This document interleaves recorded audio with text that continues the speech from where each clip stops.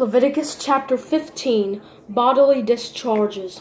The Lord spoke to Moses and Aaron, "Speak to the Israelites and tell them, when any man has a discharge from his body, he is unclean. This is uncleanness of his discharge. Whether his body secretes the discharge or retains it, he is unclean. All the days that his body secretes or retains anything because of his discharge, he is unclean. Any bed the man with the discharge lies on will be unclean, and any furniture he sits on will be unclean. Anyone who touches his bed is to wash his clothes and bathe with water, and he will remain unclean until evening.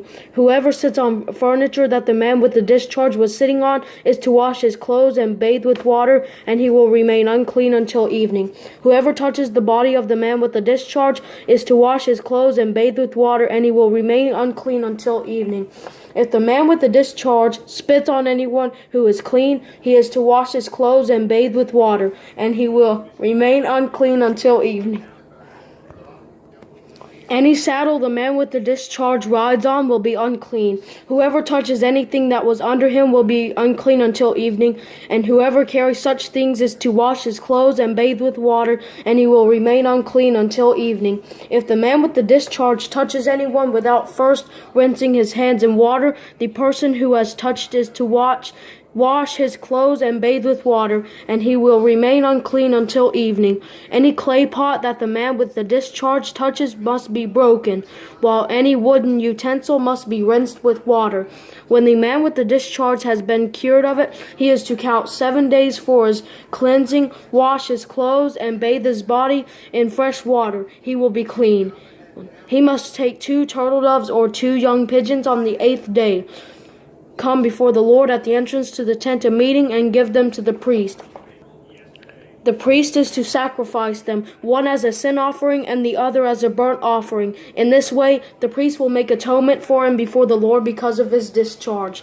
When a man has an emission of semen, he is to bathe himself completely with water, and he will remain unclean until evening. Any clothing or leather on which there is an emission of semen must be washed with water, and it will remain unclean until evening. If a man sleeps with a woman and has an emission of semen, both of them are to bathe with water, and they will remain unclean until evening. When a woman has the discharge and it consists of blood from her body, she will be unclean because of her menstruation for 7 days. Everyone who touches her will be unclean until evening. Anything she lies on during her menstruation will be unclean, and anything she sits on will become unclean. Everyone who touches her bed is to wash his clothes and bathe with water, and he will remain unclean until evening. Everyone who touches any furniture she was sitting on is to wash his clothes and bathe with water, and he will remain unclean until evening. If discharge is on the bed or the furniture she was sitting on, when he touches it, he will be unclean until evening. If a man sleeps with her and blood from her menstruation gets on him, he will become unclean for 7 days, and every bed he lies on will become unclean. When a woman has a discharge of her blood for many days, though it is not the time of her menstruation, or if she has a discharge beyond her period, she will be unclean all the days of her unclean discharge, as she is during the days of her menstruation. Any bed she lies on during the days of her discharge will be like her bed during menstrual impurity. Any furniture she sits on will become unclean as in her menstrual period.